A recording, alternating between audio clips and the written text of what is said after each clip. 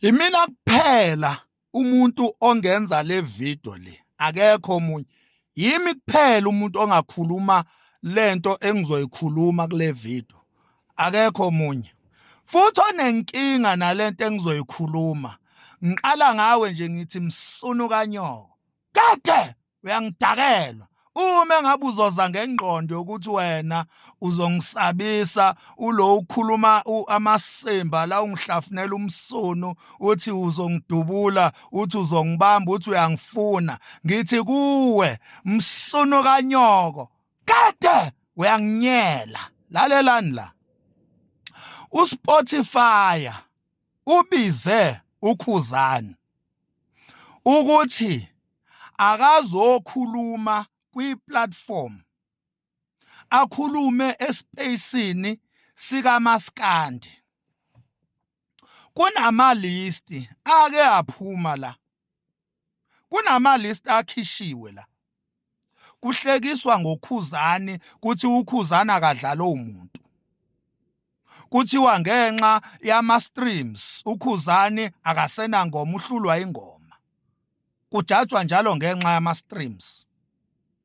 Kuthiwa kuneqhawe thizeni, sibeko thizeni ekuthiwa uno 30 bani million streams. Kuthiwa kune top 10, kuleyo top 10 kuthiwa akekho uKhuzani. Kwaphinda futhi akugcinanga nge-top 10, kwaphuma top 6, kwaphuma top 30. Kwathiwa nalapho akekho uKhuzani. Indlamlenza ayistrinyo umuntu, ayinangoma. Namhlanje into eqale yenziwe uSpotify. Hey, uSpotify wabiza uKhuzani lo kuthiwa akastrinyo umuntu, akanangoma. uSpotify wabiza yena, wathi uSpotify mfana, nazi itifiketi, nawa amagolide, nawa amaplatinum omsebenzi wakho, ukustrinywa kwakho. Naku mfana, bamba la. Wathola itifiketi eziyisihlanu ngelanga elilodwa, into engakazi yenzeke kuMaskandi.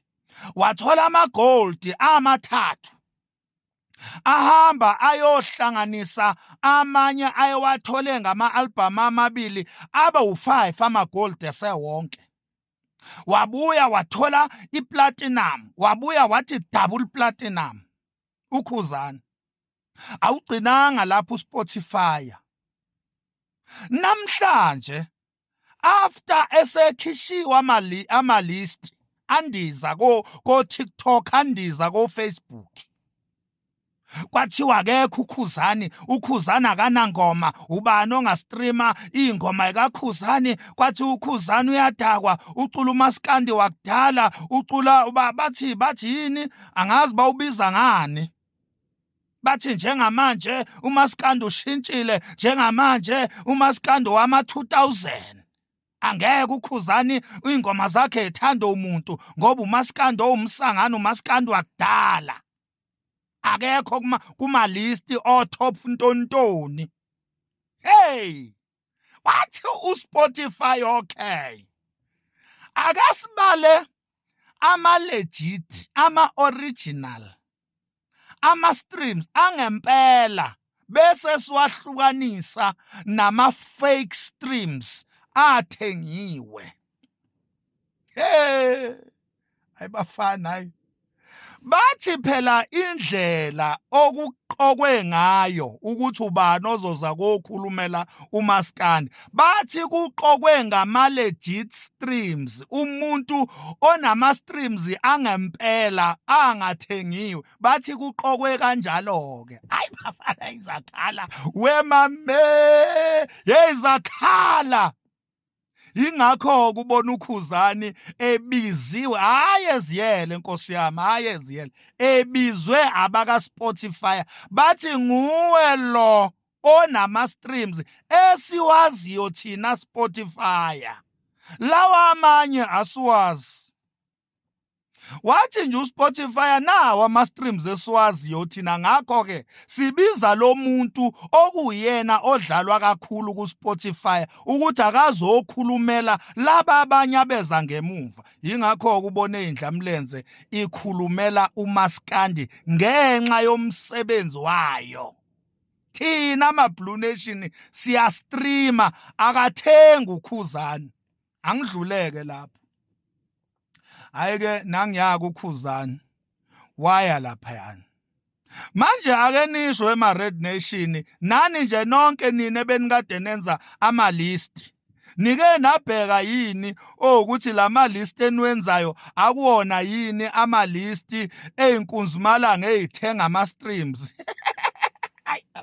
Hey, ungichazela phana uKhuzani esebuza ukuthi kuyenzeka yini ukuthi kuthengeke ama-streams. AbakwaSpotify bavele balithi ibhadla iqiniso, bathi yebo ayathengeka ama-streams.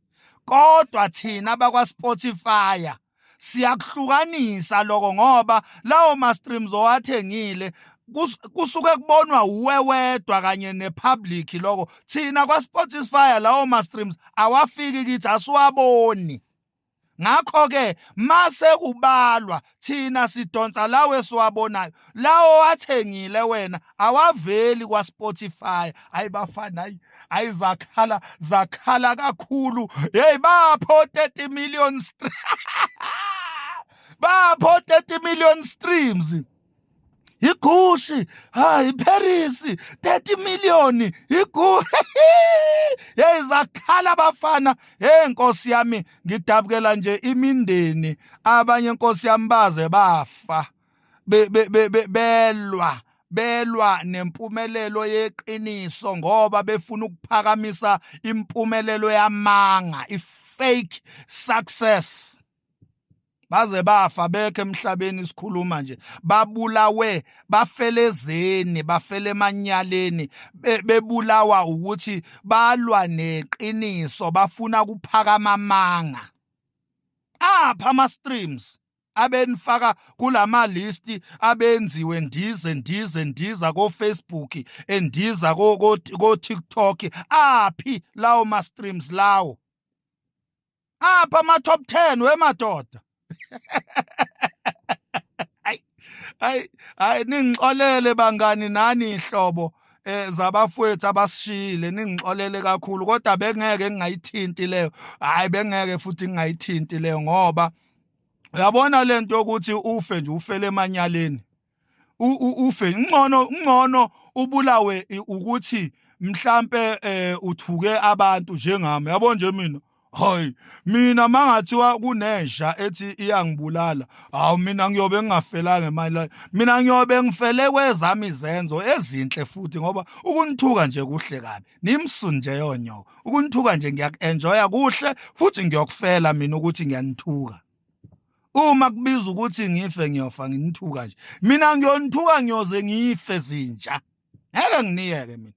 Mina ngiyonithuka ngisho emngcwabeni wami, nothi nifikile emngcwabeni yami, mina ngiyovuka nginituke ngithi yesanibonani magolonyoko, ningangcwabi mina engathi ningcwaba inhlunu bese ngiphinde ngiyilalela mina. Mina ngiyovuka nginithuke ngisho sengifile. Ya, ngeke nginiyeke. Uyabona? So nje bakwethu kungcono nje ukufela into ebonakalayo kunokufela amasimba, ufele amanga. Uwafelelana amanga? Ufela amanga nje wena. Sengazi ufa impela, ubulawa amanga ukuthi ungaphela mawuqamba amanga vele uzofa, ngoba amanga ayabulala phela amanga. Amanga meka banjwa ayabulala amanga. Nami nje zonke inkulumo engihlezi ngikhuluma, meke ngelinye ilanga wathola ukuthi bezingelona iqiniso bezamanga, ngiyofa. Ngenhlanhla-ke mina ngiwakhuluma amanga, hayi amanga ngiwakhuluma mina. Mina ngikhuluma iqiniso kuphela mina. Phela mina ngidela kufa, ngikwesaba ukufa mina. Hayi mina ngikwesaba. Mina phela umuntu okhuluma amanga umuntu osaba ukufa, ngoba ucabanga ukuthi mayemele iqiniso uzofa. Maye mina anytime nangihlezi ngiready mina. Mina mangingafanga mina kuyofa umbulali wami. Mina nombulali wami siyobe sibhekene kanje. siyobe sibhekene kanje.